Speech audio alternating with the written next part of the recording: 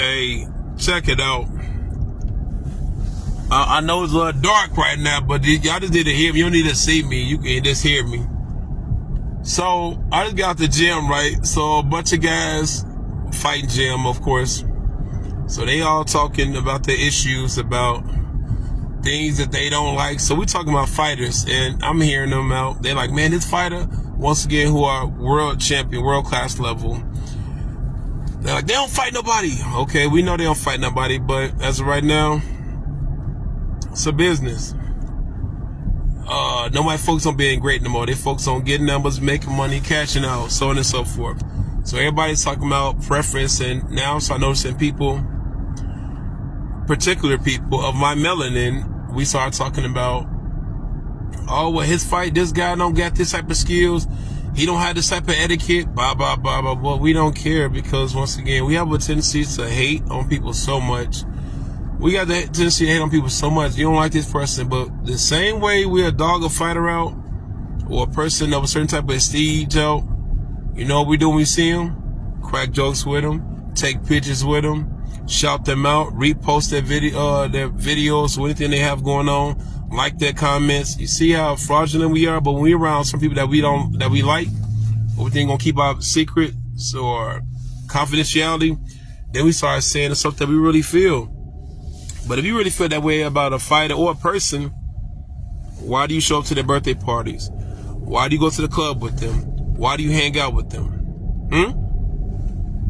See, we do a lot of things that's conflict into our personalities, but we love to say we're not fake. So anyway, while we end up talking about fighters, I'm like, we got that problem of always hating on somebody because they're not moving how we move, because they don't have that esteem that we have. They don't have that grit. A lot of fighters who quote unquote love to promote how tough they are have bad records because they don't have the right management to push them. You having wars at the beginning of your career, that's not healthy. You fight anybody because you just want to show that you're tough, but what you're making on the back end doesn't show that. And that's the thing that we got to reflect off of. And some people leave cities because they're not making it in their own city, so they go somewhere else and try to start over. Or they try to go somewhere else and create a buzz within themselves. Sometimes you got to, because sometimes your own neighborhood despise or something what you got going on. Or maybe you're not as good as you think you are. Like some people leave Chicago and move out to Indiana.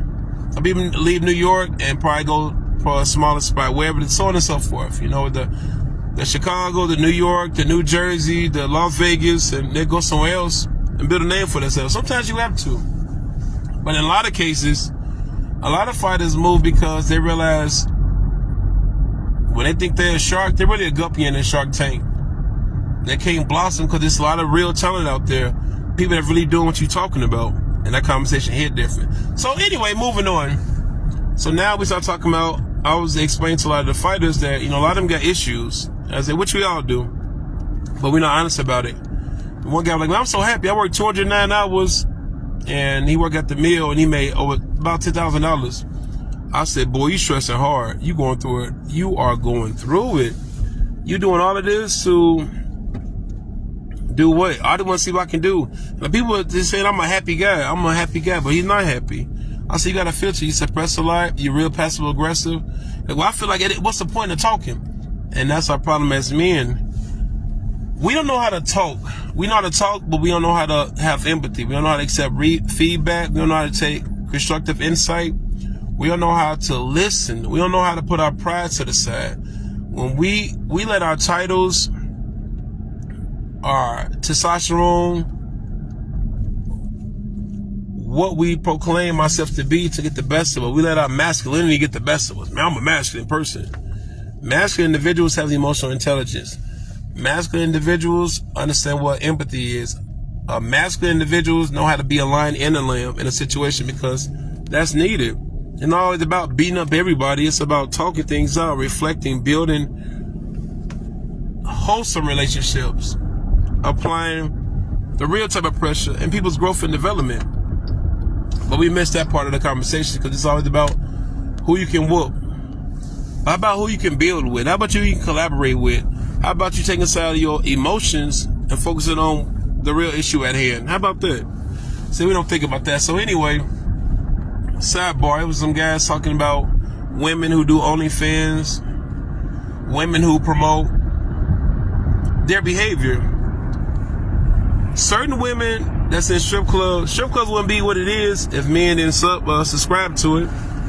Just like OnlyFans, if men wouldn't subscribe to it. So the stuff that we talk about is what we glorify behind the scenes.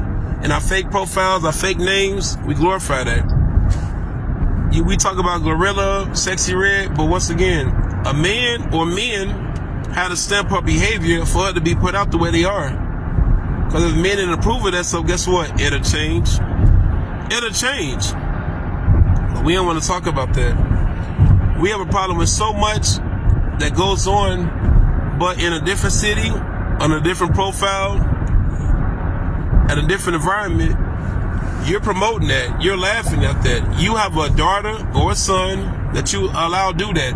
You have a brother or a sister that condones in that behavior. You have friends that laugh about this stuff like it's okay and it's trivial though, right? But we don't see the ramifications. Say we don't hold ourselves accountable. Every generation talk about the new generation. Where they get it from? Where did they get it from?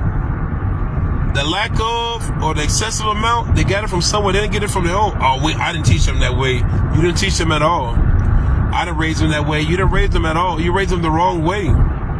You gave them so much. You protected them, but you didn't prepare them. And this is why you see guys, so on and so forth, that so codependent.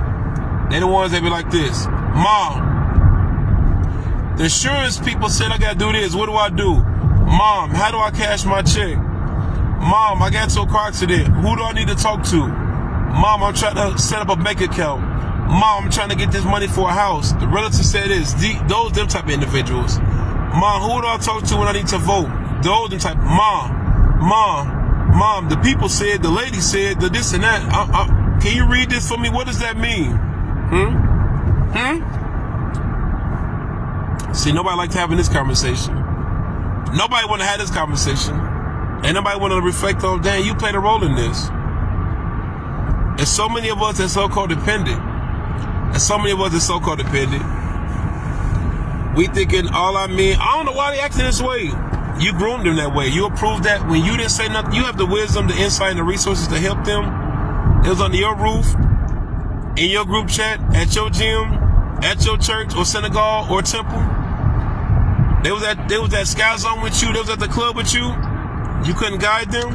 People just don't like to listen. They don't listen. You're scared to tell the person the unfiltered truth. It don't have to be like bogus. It could be with compassion. It could be with grace. Because guess what? They need it. And a lot of times people talk to you 8, 9 years, 15 years, and you just now getting it.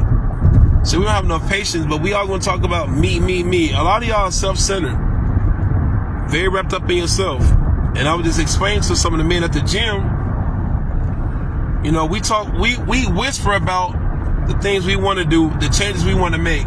We wait till we high, drunk, and we talk about, yeah, this is what we need to start doing, but we're not doing it. Because 5 minutes later, just like when y'all leave the church, just like when y'all leave the synagogue, just like when y'all leave the family gathering, this is what we should do again, and don't. Y'all go right back to y'all daily habits, right back to being obsessed with celebrities, right back to looking up new gossip, seeing who into what, because you have nothing going on. You can tell me from A to Z about a basketball, football, soccer player, but you didn't tell me how to get out that DNA situation, how to get better financial freedom, how to be a better father, mother. You can't tell me that. How to be better from a biblical standpoint. You can't tell me nothing like that. How to me to work with my anger, my depression, my setback. Can't tell me nothing about that. My imposter syndrome. Why do I sit and continue to chase things that I can't obtain? Why do I surround myself around people who don't really care about me because I'm identity crisis? You don't want to talk about that? But we vent. Social media, here and there. This problem, I got a problem with this. But you search for this up on social media. Same way you don't like drama, but you hang around people that gives you drama. That give you stress. Cortisol levels through the roof. Now I don't like people that is messy, but you messy. I'm not a liar. You lie and tell people that the job that you love. You lie and tell people that the person that you lay next to is your world. But when they leave, you right on the phone. bickering about them. You say you love them kids on these special holidays when it's time to honor kids. You post your kids all the time. But out when that camera leave, you throwing that kid over here, you doing all types of verbal abuse. You shutting down that self-esteem. You making them question who they are, but you love them to death. Why? Because you put a roof over their head, you feed them, they got somewhere to sleep. Those are instincts.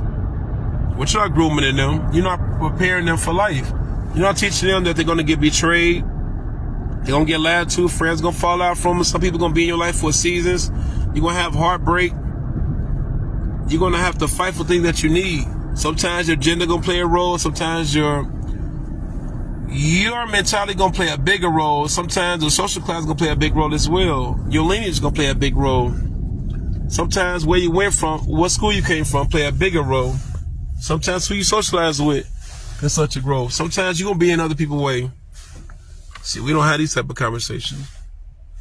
But we have everything else. We discipline our kids. And we want to make sure the kids be the best version of themselves. Like how we obsessed with our kids in these sports. You put so much into them in the sports, but you don't put enough into their mental health. You don't put enough into their spiritual health. Their spiritual nutrition that they need. You don't teach them boundaries, standards, code of ethics, or anything. You tell them something that you don't believe in. You incorporate stuff that you are not a model of. But you guys all about the realness, all about what's going on. You guys got every TikTok dance down, every music, lyrics down, all the Future, Kendrick Lamar, you got all that down. Y'all got time, Netflix, movies, scripts, everything. But you can't tell yourself or find a regimen or a program how to lose weight, how to let that bitterness go, how to really understand that you're entitled. You're hurt. You hurting you hurting in a big way. That's smoking, drinking, clubbing, gambling. It's putting you exactly where you started. You in a rat race. It's not the politics' fault. It's not your mama's fault. Not your daddy's fault. It's not because your friends stopped. It's not because of the divorce. It's not none of that. People learn to treat you by what you tolerate. People learn to treat you by what you tolerate. You don't like this, but you deal with it every day. You despise your job, but you go there. You're going on 10 years. You do certain things just when you're bored. Why did I do this? Because, but you had an imagination as a kid, as an adolescent. Somebody took that away from you. You don't want to go find that? What made you happy? What gave you joy? You're trying to find it through everything else. But God should be your first response, not your last resort. But we don't talk about that. But you know when we want to talk about God? At a funeral, surgery, car accident. When we have a big victory with the cameras on us, first I want to thank God. In our bio, God fearing, God this, and that. But everything that you're doing shows that you into yourself more than God. You think you are God. You think you're the end all be all. You think you're the problem solver until more problems get bigger than you and your own strategies don't work out. And now we at between a rock and a hard place. You don't want to talk about that? Right, I understand. I'm here for it. Big business.